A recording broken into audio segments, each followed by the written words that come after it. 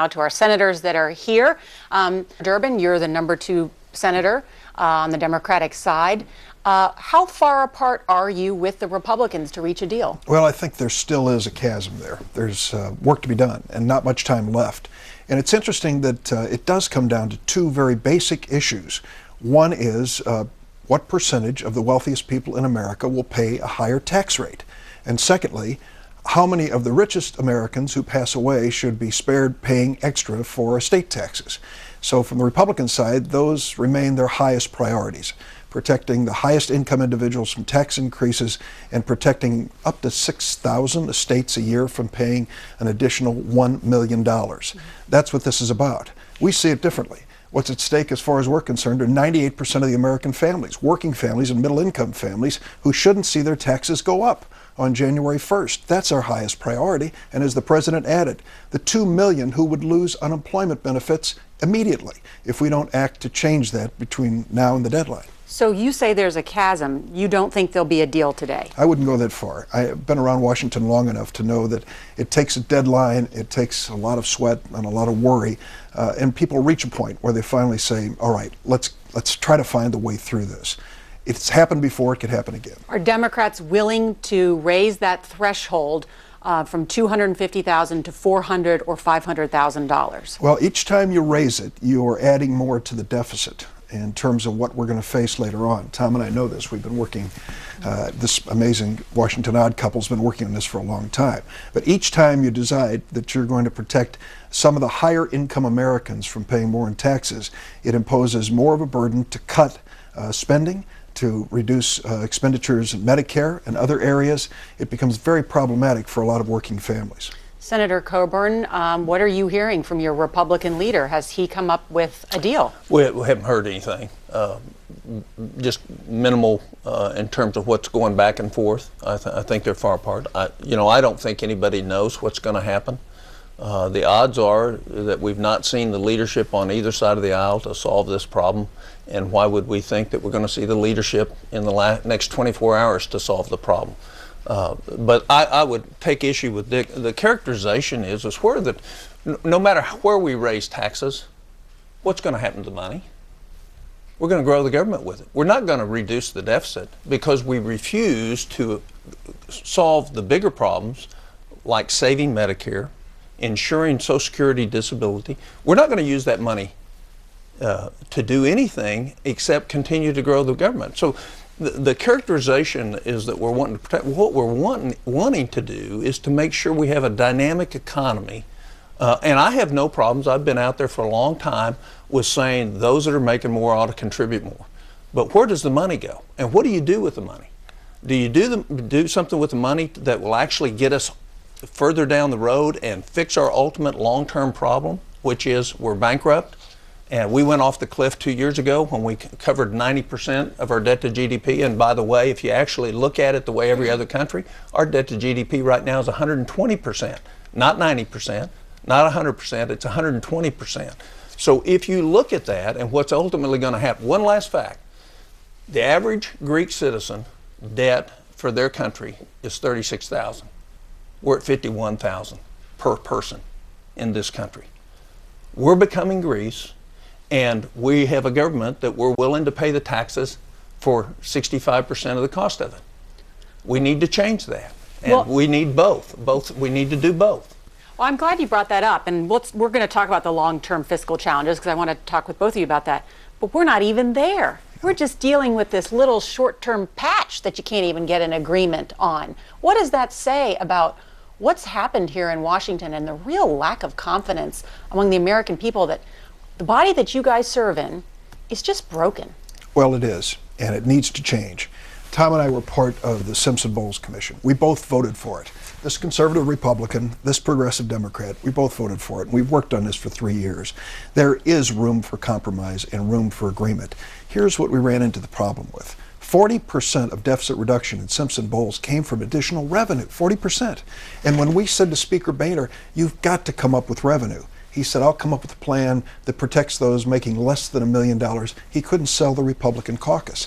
The only way we deal with this crisis and the deficit is on a bipartisan basis. This can't be done exclusively Democratic in the Senate, exclusively Republican in the House. It'll never work. Both of you are also part of the Gang of Eight, a group of senators that many people look at and say these are the grown-ups in the United States Senate in terms of looking at real ways to reduce the deficit. But with all due respect, why haven't you ever put pen to paper and put anything forward and rallied people around your proposal? Well, we put it to paper many times, and we have many ideas that we think could be part of the ultimate answer here in terms of deficit reduction. None of it's easy. No, I don't want to mislead you. It's not easy. We floated some of the concepts and some of the ideas, and they've had some traction. But get back to the premise. The premise is if we're going to follow Simpson-Bowles as a starting point, we need revenue as a starting point. That has been a breakdown issue under the Boehner House of Representatives. And until we get beyond that, perhaps beyond the cliff, we can't have an honest discussion. Senator Coburn, on that very issue of increased revenue, do you think that Boehner is part of the problem? Senator Reid said he's running a dictatorship.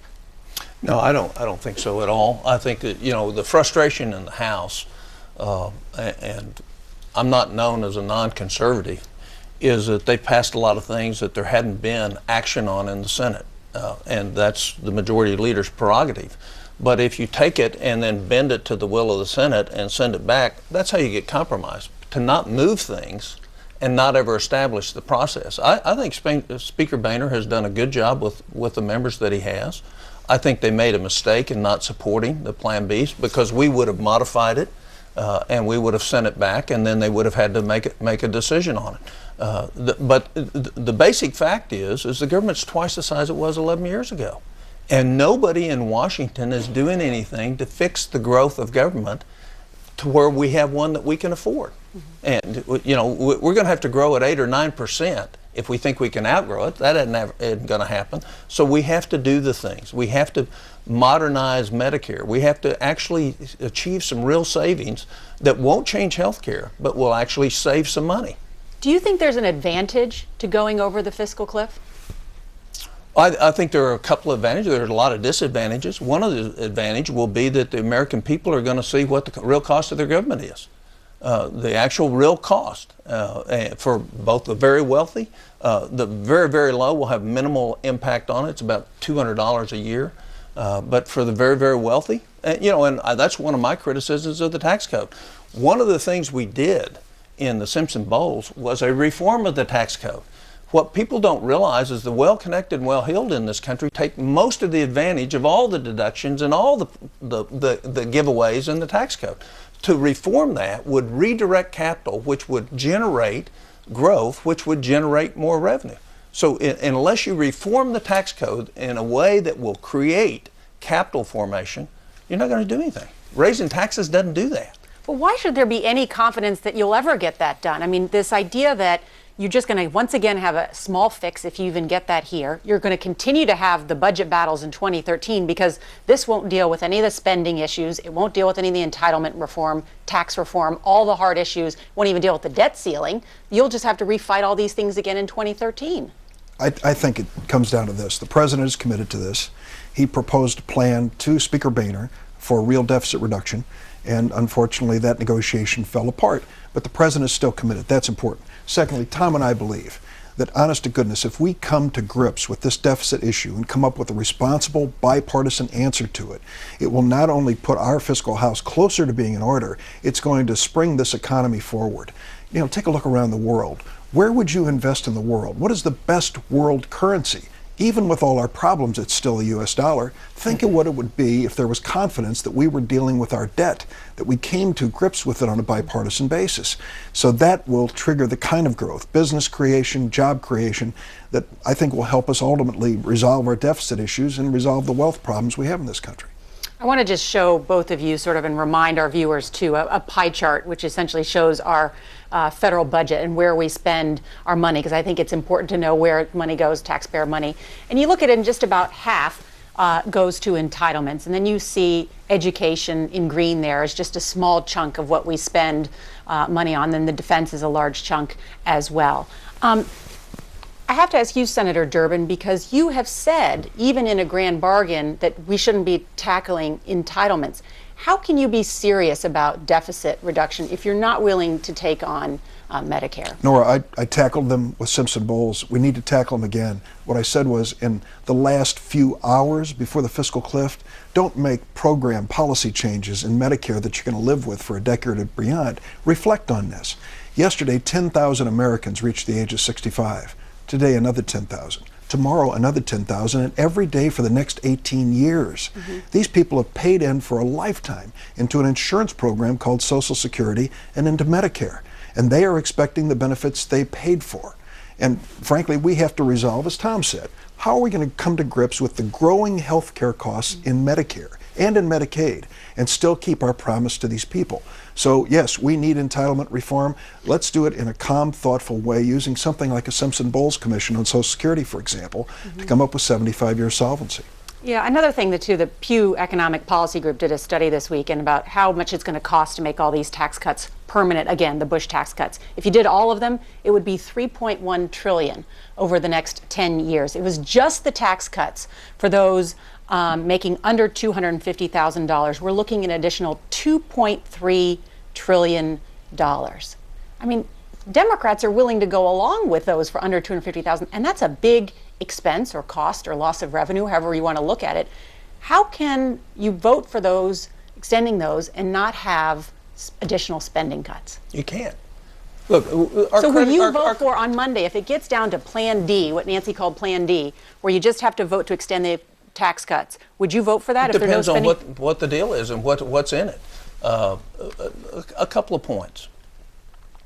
One is we have a government that we refuse to pay for. That's number one. Number two is the average couple in Medicare pays in $110,000 during their lifetime of taxes and takes out $350,000. Today, the people on Social Security in real dollars will take $21 trillion more out of Social Security than they paid in. 21 trillion more than they paid in. So the question is, it goes back to what Thomas Jefferson said: never design a program, never create a government program with which you have not laid a tax to pay for it. Or a war. Or war. I have not voted for one defense supplemental bill since I've been in the Senate because it wasn't paid for. We didn't make hard choices. We delayed hard choices. That's what the Congress is doing now. And going back to your earlier point, the reason people are upset with Congress, and especially the Senate, is because we make decisions based on what is in the best interest of our politics, not in the best interest of the country. And so there's this lack of trust that we will do what's in the best interest of the country, even if it hurts us politically. And that's called leadership. And we don't see much of that.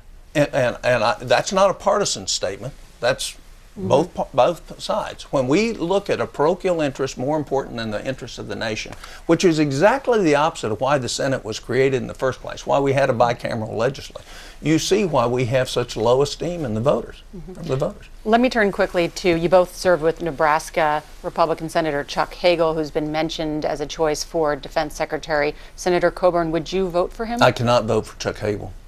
Why? Department of State. Just simply because of some of the positions that he's taken and some of the statements that he's taken. And what about you, Senator Durbin? I wouldn't say that. I think Chuck Hagel has proven his patriotism and his courage and his public service.